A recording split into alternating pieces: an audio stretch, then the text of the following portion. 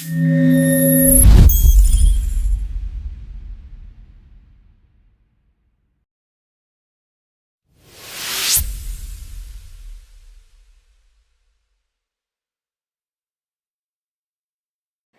আজকে শুনলাম নতুন ইংরেজি স্যার আমাকে ক্লাস নেবে। হ্যাঁ, নতুন স্যার খুব রাগী, তোরা কিন্তু কেউ বদমাইশি করবি না। না না, আমরা খুব ভালো, আমরা কোনোদিনও বদমাইশি করি না। চুপ, স্যার আসছে।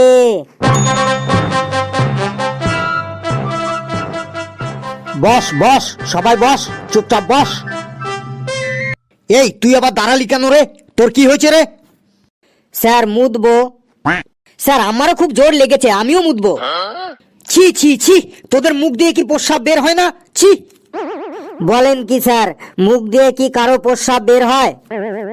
আমি তাই বলেছি নাকি? আমি বলেছি তোরা মুতবো মুতবো বলছিস, কথাটা শুনতে খুব খারাপ লাগছে। তোদের মুখ দিয়ে কি প্রস্রাব কথাটা বের হয় না? আমরা তো স্যার এমনই বলি। না না, আজ থেকে আর এমন বলবি না। এরপর থেকে তোদের প্রস্রাব চাপলে বলবি স্যার চাপ আছে, তাহলেই আমি বুঝে যাব যে তোদের প্রস্রাব পেয়েছে, বুঝলি? স্যার যদি হাগু পায় তখন কি বলবো? স্যার আমি ওকে বলে দিচ্ছি, শোন, যদি প্রস্রাব পায় তাহলে বলবি স্যার একটু চাপ আছে, আর যদি হাগু পায় তাহলে বলবি স্যার চাপের বাপ আছে। তাই না স্যার? ঠিক বললাম তো আমি? চুপ, সব তো এক একটা বিচ্ছু ছেলে দেখছি। বস, এখন আমি কাউকে বাইরে যেতে দেবো না। বস চুপচাপ, তোদের আমি আজ ইংলিশ ক্লাস নেব, বুঝলি? স্যার ইংরেজিতে আমরা একদম বাঘ বাচ্চা হয়ে গেছি, আমরা সবাই দারুণ ইংরেজি বলতে পারি। ফেলুরে, তোর মার খাওয়ার ইচ্ছে হয়েছে, তুই একা খা, অসুবিধা নেই, কিন্তু আমাদেরকে তোর সাথে জড়াচ্ছিস কেন রে? স্যার কিন্তু খুব রাগী রে। আমি একা জলে পড়বো কেন? তোদেরকে সাথে নিয়েই পড়বো। স্যার কি ইংরেজি ধরবেন ধরুন, আমরা সবাই একদম ইংরেজিতে বাঘ বাচ্চা। বাহ, আই এম ভেরি হ্যাপি, শুনে খুব আনন্দ পেলাম। বেশ, someone say something about a cow. কি হলো, সবাই চুপ করে আছিস কেন? সে টেল, বলো বলো। কি কি বললেন sir? Say something about a cow. মানে স্যার একটু পরিষ্কার করে বাংলায় বলুন, কি বলতে হবে? কেন, এই তো এই মাত্রই তো তুই বললি ইংরেজিতে তোরা কি যেন বেশ কিসের বাচ্চা যেন। স্যার ও বাঘ বাচ্চা বলেছে। স্যার আমরা না, ওই ফেলু একাই ইংরেজিতে বাঘ বাচ্চা। তুই ইংরেজিতে প্রশ্নটাই বুঝতে পারছিস না, আবার তুই ইংরেজিতে নিজেকে বাঘ বাচ্চা বলছিস? স্যার না, মানে আমার অসুবিধাটা হলো যে আমি ইংরেজির প্রশ্ন বুঝি না, কিন্তু ইংরেজিতে উত্তর দিতে পারি।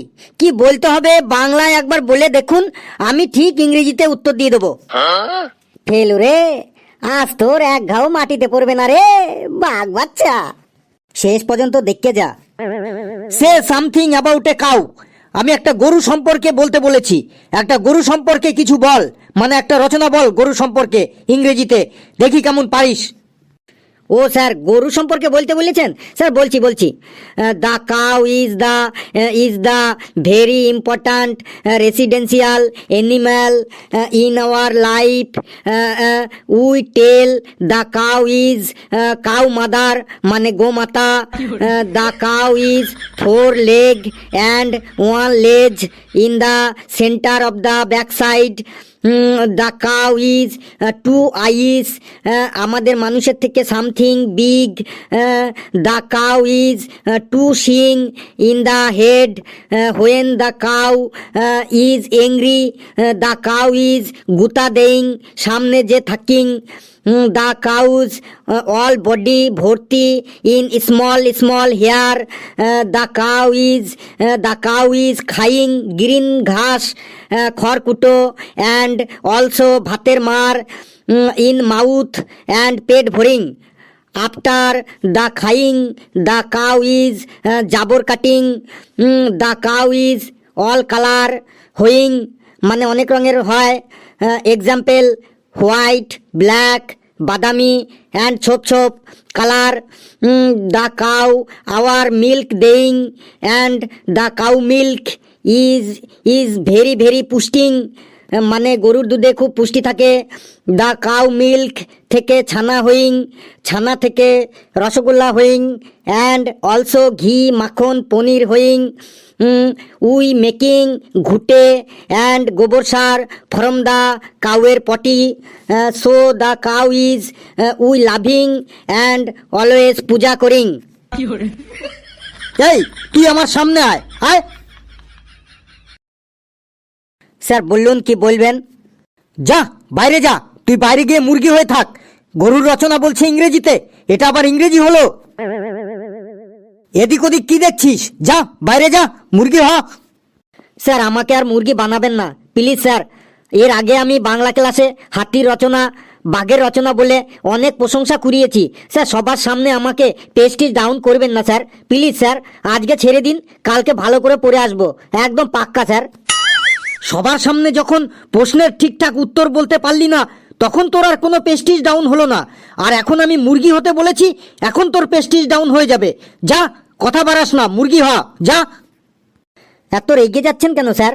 একটু শান্ত হয়ে বলুন না স্যার, আপনার সামনেই তো আমি দাঁড়িয়ে আছি। স্যার মুরগি বানাবেন না স্যার, প্লিজ স্যার মুরগি বানাবেন না।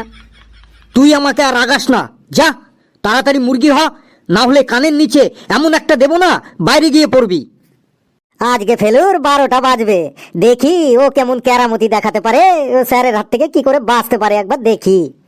স্যার আমি মুরগি হতে পারি না, আর আমি যেদিনই মুরগি হই সেদিন স্কুলে কিছু না কিছু একটা খারাপ ঘটনা ঘটে যায়।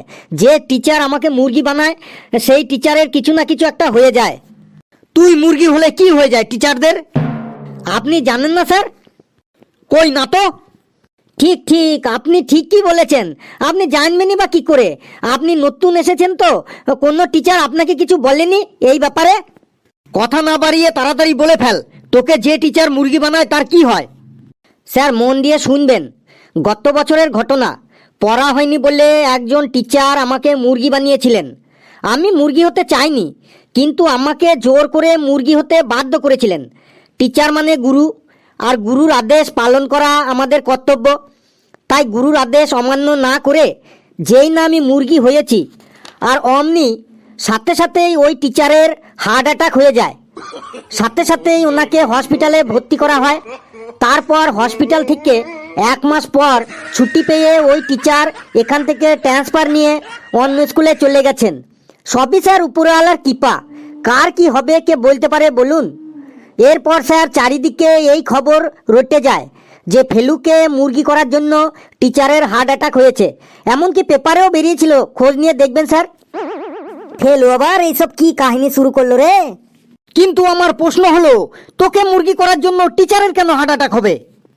হ্যাঁ স্যার, আপনি ঠিকই বলেছেন। এই কথাটাই আমি সবাইকে বলেছি, সবাইকে বুঝিয়েছি যে আমার মুরগি হওয়ার সাথে টিচারের হার্ট অ্যাটাকের কী সম্পর্ক আছে। আমি মুরগি হলে টিচারের কেন হার্ট অ্যাটাক হবে? কিন্তু স্যার কেউ তা বোঝেনি। সবাই বলেছে যে তোকে মুরগি বানানোর জন্যই ওই টিচারের হার্ট অ্যাটাক হয়েছে। ঠিক এই ঘটনার 1 মাস পর অন্য একজন টিচার আমাকে মুরগি বানিয়েছিলেন। আমি মুরগি হবার সাথে সাথেই ওই টিচারেরও হার্ট অ্যাটাক হয়ে গেছিল। তিনিও 1.5 মাস হসপিটালে ভর্তি থাকার পর এখান থেকে ট্রান্সফার নিয়ে অন্য জায়গায় চলে যান। তারপর থেকে সবাই একদম শিওর হয়ে গেল যে ফেলুকে যে টিচার মুরগি বানাবে সেই টিচারেরই হার্ট অ্যাটাক হবে। তারপর থেকে কোনো টিচারই আর আমাকে মুরগি হতে বলে না। কিন্তু স্যার আমি এই কথা বিশ্বাস করিনি। আমি আজও বিশ্বাস করি না যে আমি মুরগি হওয়ার জন্য টিচারের হার্ট অ্যাটাক হয়েছিল। স্যার 1 বছর হয়ে গেল। আমি মনে মনে ভাবি, পড়া না হলে আমাকে কোনো স্যার মুরগি হতে কেন বলে না?